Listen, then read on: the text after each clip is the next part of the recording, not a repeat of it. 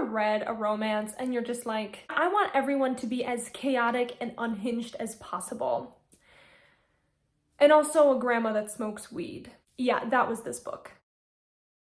Hey, what's up everyone? It's Emily and welcome back to my channel. Today I will be doing a book review for Kissed Her Once for Me. This book is by the same author that wrote The Charm Offensive, which I haven't read yet, but it is really high up on my TBR. After reading this, I'm very much looking forward to that one because I loved this book. I'm gonna try and keep this as spoiler-free as possible. I know that this was the romance choice for the Book of the Month collection, and a lot of people haven't read this one yet, and so if you're interested in reading it, I hope that maybe this gives you some insight into whether or not this is something that you would enjoy. So yeah, let's just talk about it, and I'm gonna give you my thoughts. So first of all, I want to say one of the things that really struck me immediately was Ellie, our main character, is actually the first main character that I've ever read that is demi-bi, which is really, really cool in terms of representation, because first of all, we don't get a lot of asexual representation in books, specifically romance books, frequently, but on top of that, demisexuality is something that's talked about even less because it's under the umbrella of asexuality and is a little bit less known. If you don't know what that means, it means that someone isn't sexually attracted to someone until an emotional connection has been made between the two people. So this person won't feel that sort of attraction towards another person until some sort of bond or emotional connection is created. And so Ellie is demisexual, but she's also bi, so she's attracted to more than one gender. So the main premise of this book is that a year ago, Ellie met this girl named Jack, and they had an emotional connection immediately, a bond, and it was something unlike anything Ellie had ever experienced in her life. It was this unforgettable day. There was a huge snowstorm. Everyone was snowed in, and we don't know what happened in the beginning, but we know that this was like almost like love at first sight, which for someone who's demisexual is like unheard of. And after that day, for whatever reason, we don't know what the beginning, what that reasoning is, they separated and have never spoken again, but Ellie cannot get Jack out of her mind, and she thinks about her basically daily. Ellie is also an artist, and so she creates little web comics about their meeting and everything, and they've been mildly successful. Well, a year has passed, and it is Christmas time once again, and Ellie has a really tough relationship with her parents. She and her dad don't speak, and her mom kind of exploits her for money, but Ellie also doesn't have money. She had a really rough childhood and has a lot of issues with her family due to that. So she spends a lot of time alone in her apartment, and she really doesn't have a lot of friends. She has one friend, Meredith, who lives, I believe, in Ohio, and then one friend, Ari, who works at this coffee shop with her. She also has social anxiety, which Ellie honestly felt a lot like me on paper. I related to her a lot throughout the story, just the way that she speaks, or the way that her mind goes, or the anxiety elements of just everything in this woman's life. I related to it so profusely. So a year has passed, and Ellie finds out that her rent has gone up exponentially to like $1,400 a month for her small apartment, and she can no longer afford to live there. And her mom is also calling her for money, and she's like, I don't know what I'm gonna do. So she applied for this promotion at her barista coffee shop job, and the owner is kind of a douche, to put it lightly, and she was 5 minutes late to work, and so he was just like, if you're not gonna take this job seriously, how can I trust you as a manager? And she's like, yo, dude, it snowed today, and all the buses were down. I had to run here. What did you want me to do? I'm sorry that I was late. This is the first time I've ever been late. And so anyway, this like whole fiasco happens, and she's crying, and she's like, I can't afford my apartment anymore, and my mom's asking me for money, and the guy is like, I can't give you this promotion just because I feel bad for you. And she winds up in the bathroom, and the owner of the building of this coffee shop, the landlord, I suppose, he also happens to be in the coffee shop at this time, and he comes into the bathroom. His name is Andrew. He comes into the bathroom, and Ellie is crying, and he's like, you good? She's like gonna go home for the day. And Ari, who kind of wants to set Ellie up with someone, because she thinks Ellie is lonely and needs to get out more, she kind of suggests that Andrew take her home and that they go out for drinks and like do something. And they decide, okay, let's go do that. So they go out for drinks, and Ellie's having more than she probably should, and so is Andrew. Just so you know, this is still just like the back cover. We haven't even left like chapter 2 yet. So while they're at this bar having this non-date, Andrew discloses to her that he is going to come into this inheritance of $2 million now that his grandfather has died. However, there is a stipulation in the will that he has to be married before he can receive it, because he's kind of known to be this big playboy kind of a guy, sleeps around with everyone, drinks his money away, all that kind of stuff. So the grandpa has stipulated that he needs to be married before he receives this inheritance. And Ellie kind of makes the joke that she would marry him if she could have some of the money. And he's like, okay, so they make a deal that she would get 10% of his inheritance, which is $200,000 if she marries him, and then they could get divorced a couple months later. No harm, no foul. She gets money to survive on and do all the things that she wants to do, and he gets his inheritance money. Mind you, this guy's like already filthy rich, but that's beyond the point. But one of the stipulations is that she has to spend a week at his family's cabin with him for Christmas. And they both sign this like contract that they made on this like little napkin, and then they wake up the next morning in the same bed, and Ellie's freaking out thinking that they slept together, but they didn't. And they find the napkin, and he's like, oh my God. And they decide to go through with it. They decide that this is what they're gonna do. She's gonna marry him, he's gonna get the inheritance, she's gonna get $200,000, everything's gonna be great. Ellie at this point is just like, yeah, whatever, because I don't have anything else going on in my life right now, because she had just gotten fired from her dream job to be an animator at the studio that made like Coraline. So she's like, okay, whatever. Yeah, let's just do it. They show up to his family cabin for the Christmas, whatever, vacation thing for a week. And he tells Ellie that, okay, so it's my mom, maybe my dad, because his dad doesn't really stick around, his 2 grandmas, and his sister, and potentially their best friend, Dylan. They all show up.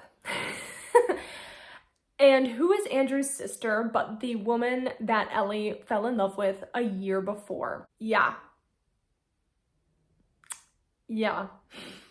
Just let that sink in there. So this woman that Ellie has been absolutely head over heels in love with for the past year, and she finds out that the man that she has promised to marry for this $200,000 is the twin brother of the woman that she is in love with.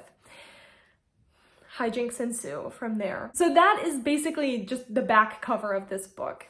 So I believe the plot there, but I have to tell you, it is so fun, and I absolutely loved it. I want to talk about a lot of the things that I loved about this book. One, I really thought that Ellie had a very clear narrative voice. I thought that the way that it read, it was very clear that I was in someone else's head. It just happened to be that Ellie is a very similar person to me. And I love that we flip back and forth between the past and the present. So we're kind of getting these like little bits and pieces of what happened a year before with Jack, you know, why this has made such an impression on her even a year later. And then reflecting that with like what's happening now. And the thing is, she can't tell them that this whole thing is fake, because they have to believe that it's a real marriage for him to get his inheritance, because none of them know about this stipulation to get it. And so this woman that she's in love with genuinely thinks that Ellie is marrying her brother. And at the same time, Andrew is kind of in love with Jack's best friend, Dylan.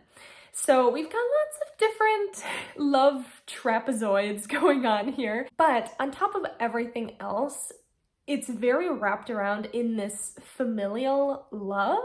Like Andrew's family, who we spend a majority of the book with, they're very warm and welcoming, and it gives you those same feelings that you get when you watch like a Hallmark movie about families and stuff like that, but in like a very comedic, chaotic, fun way. And of course, Ellie is kind of an outsider because she's being invited into this family that she does not know and has no history with, except for Jack. So we get an outsider looking in glimpse, and it's, for her, it's almost kind of like a found family because she feels as though she does not have one.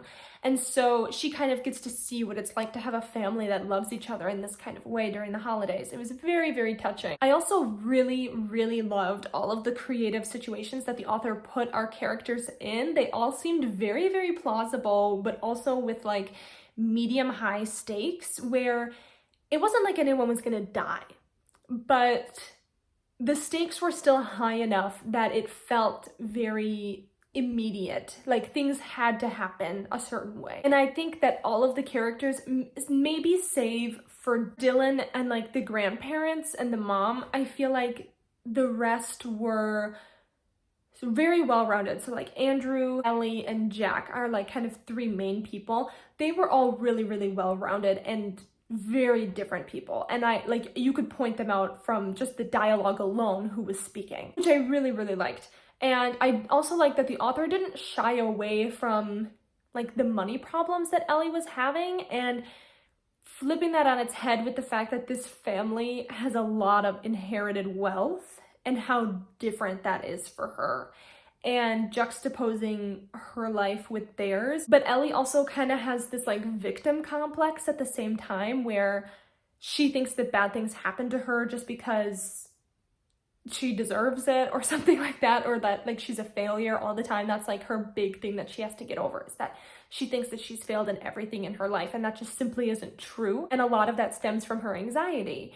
And there were just a lot of great points and little nuggets in this book that I thought were really great. And all of it set around this beautiful Christmas setting in the mountains I believe we're like right outside of Portland. I don't know off the top of my head what tropes were in this book, so I can't really use those to recommend it to you. I can say that like the main third act conflict, I feel like for the first second, it kind of felt like miscommunication, but it wasn't like the normal, like, you overhear half the conversation miscommunication. It was more like, I mean, one of them was deliberately lying to the other, like, the whole time. I can't say that there's anything in particular about this book that I didn't enjoy. If anything, I wish we had gotten to spend a little bit more time with the extra other characters, like Ari, the mom, the grandmas. We do get to interact with them a lot, but I feel like there was just maybe more there that we didn't really uncover, but they aren't necessarily central to the romance, so I can see why that was left out. I also really liked that